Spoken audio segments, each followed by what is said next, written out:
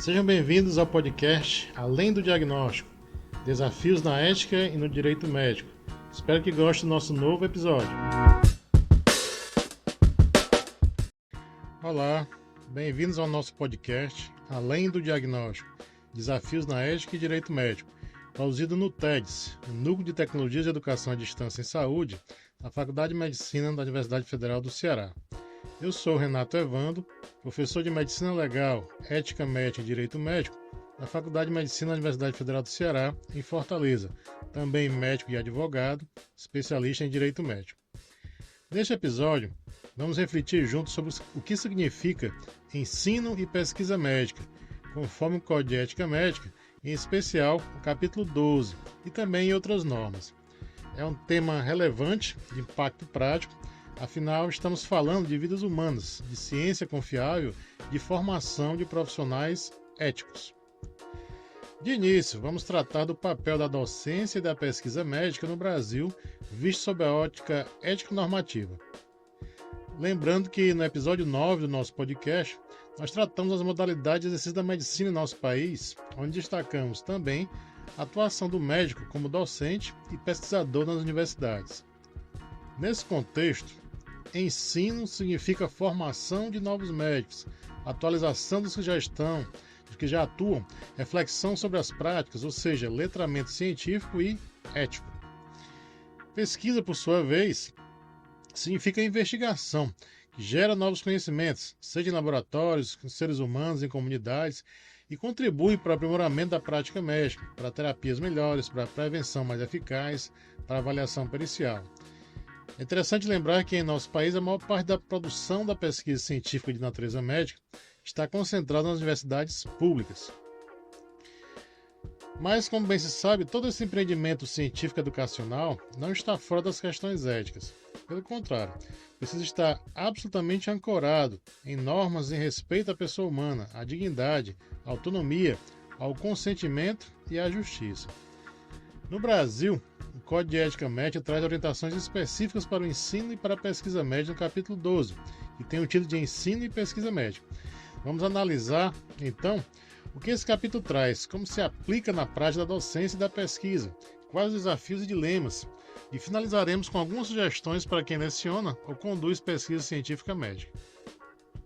Primeiro, o que diz o capítulo 12 do Código de Ética Médica?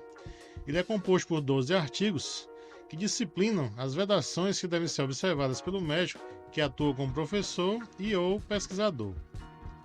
Vou destacar cada artigo e fazer alguns comentários sucintos. No artigo 99, é vedado participar de qualquer tipo de experiência envolvendo seres humanos, com fins bélicos, políticos, étnicos, eugênicos ou outros que atentem contra a dignidade humana. Nesse artigo 99, o Código de Ética busca proteger a dignidade da pessoa humana. A pesquisa médica não pode servir a fins que instrumentalizem seres humanos para fins alheios à saúde ou à ciência, por exemplo, a fins eugênicos ou políticos. Trata-se, portanto, de uma espécie de lembrete que se faz ao pesquisador. No artigo 100, é vedado deixar de obter a aprovação de protocolo para a realização de pesquisa em seres humanos, de acordo com a legislação vigente.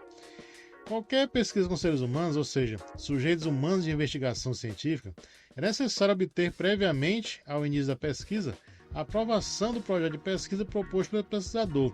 Tem que ser analisado por um Comitê de Ética em Pesquisa com Seres Humanos, denominado CEP, conforme as normas aplicáveis publicadas pelo Conselho Nacional de Saúde, o CNS. No artigo 101, o Código menciona que é vedado deixar de obter do paciente ou de seu representante legal o termo de consentimento livre e esclarecido para a realização de pesquisa envolvendo seres humanos, após as devidas explicações sobre a natureza e as consequências da pesquisa. O que se procura é o termo de consentimento livre e esclarecido, chamado TCLE. É um documento obrigatório na pesquisa. O participante deve ser informado sobre o que vai acontecer, quais os riscos, quais os benefícios, e na sua impossibilidade de consentir, seu representante ou responsável legal deverá receber estas mesmas informações. Nesse mesmo artigo, há ainda 2 parágrafos que mencionam. O parágrafo 1º, no caso de o paciente participante de pesquisa ser criança, adolescente, pessoa com transtorno ou doença mental, em situação de diminuição de sua capacidade de discernir, além do consentimento de seu representante legal, é necessário seu assentimento, livre e esclarecido, na medida de sua compreensão. Nessa circunstância, o Código de Ética pretende proteger pessoas em situação de vulnerabilidade, que eventualmente não desejem participar. Elas devem ser ouvidas e principalmente assentir na participação da pesquisa, na medida da sua compreensão. Já o parágrafo 2º do mesmo artigo dispõe que em estudos retrospectivos o acesso aos prontuários é permitido, desde que a pesquisa disponha de uma metodologia justificável, que também deve ser autorizada pelo Comitê de Ética em Pesquisa, o CEP, ou pela Comissão Nacional de Ética em Pesquisa com Seres Humanos, a CONEP. Bom, no artigo 102 é mencionada a vedação: deixar de utilizar a terapêutica correta quando seu uso estiver liberado no país. E no parágrafo único, a utilização de terapêutica experimental é permitida quando aceita pelos órgãos competentes e com o consentimento do paciente ou seu representante legal, adequadamente esclarecidos da situação e das possíveis consequências.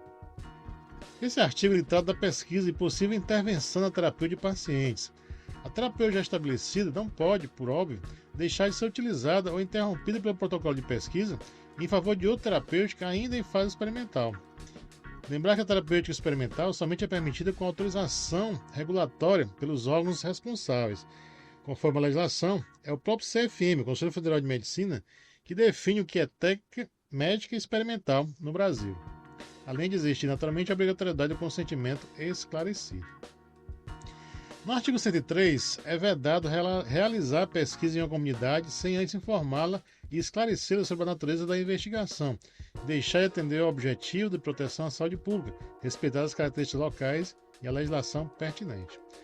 Nesse artigo é abordada a pesquisa não mais individual, mas em uma coletividade, em grupos, em comunidades. No mesmo sentido que se realiza na pesquisa individual, o grupo deve receber informações prévias, esclarecimentos sobre o contexto local e de interesse da saúde pública, além da legislação aplicável. No artigo 104 do Código de Ética Médica, menciona ser vedado deixar de manter independência profissional e científica em relação a financiadores de pesquisa médica, satisfazendo interesse comercial ou obtendo vantagens pessoais. O pesquisador não pode permitir que interesses comerciais ou pessoais influenciem a conduta da pesquisa, logo ele deve manter independência. Conflitos de interesse devem ser mencionados e afastados de qualquer situação cuja imparcialidade científica e a própria qualidade do trabalho possam ser questionados. No artigo 105, é vedado realizar pesquisa médica em sujeitos que sejam direta ou indiretamente dependentes ou subordinados ao pesquisador. Na verdade, haveria muita vulnerabilidade se membros da equipe de pesquisa pudessem ser engajados como sujeitos pesquisados, considerando que também são, em regra, subordinados ao pesquisador principal. Por exemplo, os estudantes de graduação, pós-graduação, bolsistas do grupo de pesquisa, seguramente comprometeria o livre consentimento nesta participação. No artigo 106, o Código veda manter vínculo de qualquer natureza com pesquisas médicas em seres humanos que usem placebo de maneira isolada em experimentos, quando houver já um método profilático ou terapêutico eficaz. A ideia desse artigo é não permitir que, já existindo tratamento eficaz e efetivo para a doença, seja realizada pesquisa que use algo ineficaz em substituição ao tratamento já efetivo. Isso resguarda o paciente que participa de pesquisa de não ser deixado sem o tratamento adequado. A exemplo do sempre citado experimento ocorrido no século passado nos Estados Unidos, o famoso experimento Tuskegee, no qual pessoas com diagnóstico de sífilis eram parte de uma pesquisa científica e foram deixadas sem o tratamento eficaz. No artigo 107, o Código veda publicar em seu nome trabalho científico do qual não tenha participado, atribuir a si mesmo a autoria exclusiva de trabalho realizado por seus subordinados ou outros profissionais, mesmo quando executado sob sua orientação, bem como emitido ao artigo científico o nome de quem dele tenha participado. O que se quer é a integridade da autoria, que é fundamental. A autoria de trabalhos científicos. Quem participou do trabalho deve ser mencionado, deve ser reconhecido. Quem não participou efetivamente, naturalmente não deve ser citado. A denominada, aspas, autoria por conveniência, ela é considerada antiética. No artigo 108, é vedado utilizar dados, informações ou opiniões ainda não publicadas, sem referência ao seu autor ou sem sua autorização por escrito. O artigo é bem claro. Trata da vedação, apropriação indevida de informações científicas. A confidencialidade e o uso autorizado dos dados produzidos pela pesquisa devem ser observados. No artigo 109, Menciona-se que é vedado deixar de zelar, quando docente ou autor de publicações científicas, pela veracidade, clareza e imparcialidade das informações apresentadas, bem como deixar de declarar relações com a indústria de medicamentos, órteses, próteses, equipamentos, implantes de qualquer natureza e outras que possam configurar conflito de interesse, ainda que em potencial. Transparência e veracidade. O docente ou pesquisador deve divulgar eventuais conflitos de interesse, o que inclui, naturalmente, relações com fabricantes de insumos e equipamentos de uso médico, por exemplo, sempre na perspectiva de garantir que os resultados que publicam sejam claros, honestos e imparciais. E por fim, o último artigo desse capítulo, o artigo 110, veda praticar medicina no exercício da docência sem o consentimento do paciente ou do seu representante legal, sem zelar por sua dignidade e privacidade ou discriminando aqueles que negarem o consentimento solicitado. O artigo direcionado para a docência é exemplo de ensino em ambulatórios, hospitais, unidades básicas de saúde, maternidades e qualquer cenário de atuação médica, adverte que o paciente submetido à observação ou participação de alunos precisa dar seu consentimento. Não se pode violar sua dignidade ou privacidade, nem discriminar quem recusar essa participação. Bom, agora que revisitamos as normas, vamos citar algumas sugestões de como se traduzir no dia a dia de uma universidade, de um hospital universitário ou de um grupo de pesquisa. Primeiro, para o médico docente. 1. Responsabilidade quanto aos alunos e pacientes. Se você orienta atividades clínicas, por exemplo, atendimentos em ambulatórios, visitas em hospitais, alunos que acompanham pacientes, deve haver o zelo para que o paciente ou responsável legal tenham dado consentimento para participar de alunos, de atividades formativas, que sua privacidade seja respeitada e que ele não seja discriminado se recusar. 2. Inclusão de situações típicas da ética médica na formação. O ensino de medicina não deve ser puramente técnico, precisa integrar-se com a formação ética, em qualquer cenário de exercício da medicina, com reflexões sobre consentimento, vulnerabilidade, conflito de interesse, integridade científica. Qualquer cenário onde a medicina seja exercida, as questões técnicas deverão ser sempre associadas, deverão ser ensinadas juntos com as questões éticas. 3. A modelagem do comportamento ético. É bem sabido que o professor é uma espécie de modelo para seus alunos. Se o docente presta assistência junto com seus alunos, ele deve honrar suas condutas e posturas com veracidade e transparência. O exemplo pessoal do docente molda as futuras gerações de médicos. E aí vem duas questões que me parecem relevantes em relação à docência em medicina. Primeiro, quem pode ensinar a medicina? Conforme a Lei 12.842 de 2013, chamada Lei do Ato Médico, no artigo 5º, inciso 3º, é privativo de médico. Ensina de disciplinas especificamente médicas, ou seja, conteúdos como cirurgia, diagnóstico nosológico, por exemplo, somente podem ser selecionados por médicos. Da mesma natureza, naturalmente, a perícia médica também. Outra questão, a quem eu posso ensinar a medicina? É vedado o ensino de atos médicos privativos de médicos, ou seja, aqueles previstos na lei do ato médico como próprios do médico, a profissionais que não médicos, sob qualquer forma de transmissão de conhecimento. Portanto, só se pode ensinar medicina por quem é médico, conforme o entendimento da resolução CFM 1718/2004. É ensinado por médico para médicos. Naturalmente, estudantes de medicina também devem receber informação médica exclusiva. Agora vamos às sugestões para o médico pesquisador. Primeiro, elaborar protocolos e comissões de ética. Antes de iniciar qualquer estudo com seres humanos, é obrigatório a aprovação prévia do projeto na Comissão de Ética em Pesquisa e seguir a legislação vigente. 2. Indispensável o consentimento livre e esclarecido. O participante deve receber informações adequadas sobre a natureza, finalidade, riscos e benefícios da pesquisa e assinar o termo de consentimento. Ou seja, toda pesquisa existe algum risco, alguns maiores, outros menores, mas sempre há risco. Se por acaso o participante da pesquisa for menor ou incapaz, na forma da lei, há necessidade de seu assentimento e consentimento também do representante legal. Outro tópico é evitar a vulnerabilidade e conflitos, não direcionar voluntários que são subordinados direto, funcionários ou alunos que participam diretamente junto com o pesquisador principal. Portanto, é necessário fazer essa guarda da vulnerabilidade. Não permitir que o patrocinador ou financiador da pesquisa determine o desenho da pesquisa de modo a comprometer a independência do pesquisador, além de manter a transparência quanto a vínculos com a indústria ou financiadores. E um outro destaque é a publicação, autoria e uso de dados.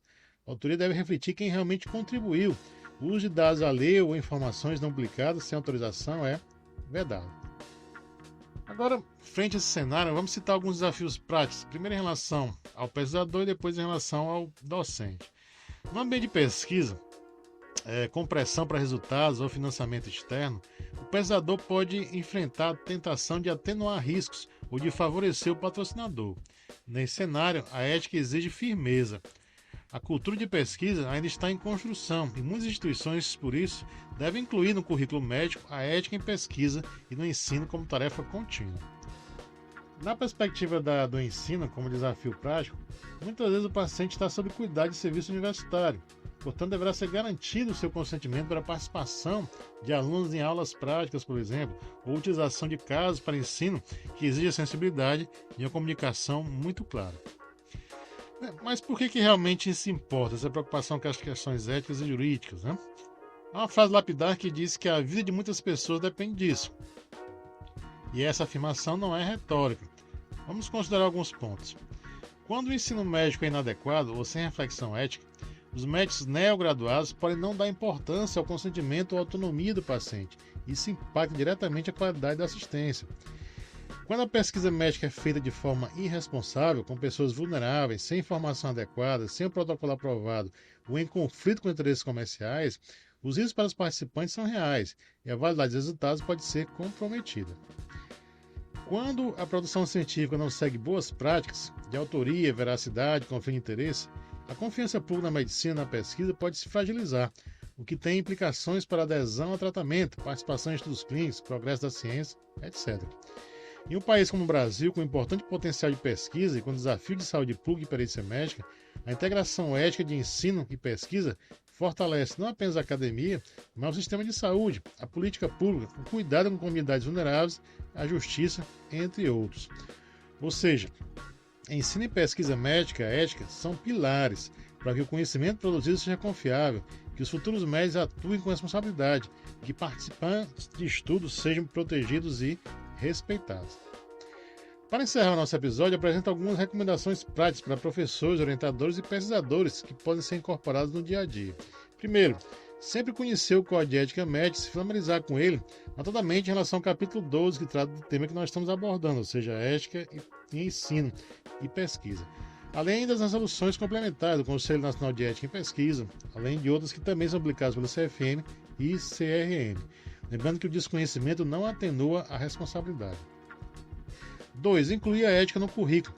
Se você ensina um curso de medicina ou pós-graduação, graduação ou pós-graduação, ensina o planejamento curricular, modo sob ética da pesquisa, consentimento informado, vulnerabilidade, conflito de interesse. 3. Garantir clareza para participantes. Ao propor uma pesquisa, prepare o termo de consentimento claro, linguagem acessível, explique riscos e benefícios, assegure que a participação é voluntária e quem quer recusar não será penalizado.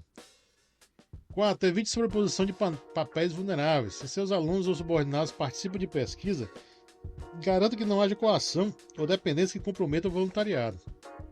5. Declare conflito de interesse. Se há financiamento ou vínculo com a indústria, declare. Em publicações ou comunicações científicas, informe essas relações e seja transparente quanto à metodologia, resultados e interpretações. Outro tópico, autorias justas e uso correto de dados.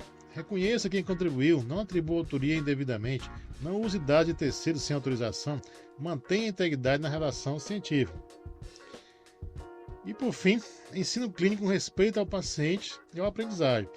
Em ambientes de atendimento docente, assegure que o paciente foi informado sobre a presença de alunos e sua dignidade e privacidade foram respeitadas, que sua recusa não afete o cuidado. Bom, chegamos ao final desse episódio. Espero que possa servir de guia e estímulo para todos que se dedicam à docência médica, à investigação, à pesquisa científica. Como professor universitário e pesquisador, eu reafirmo a convicção de que o ensino e a pesquisa são duas faces de uma mesma moeda, a produção e transmissão de conhecimentos para melhorar a condição humana.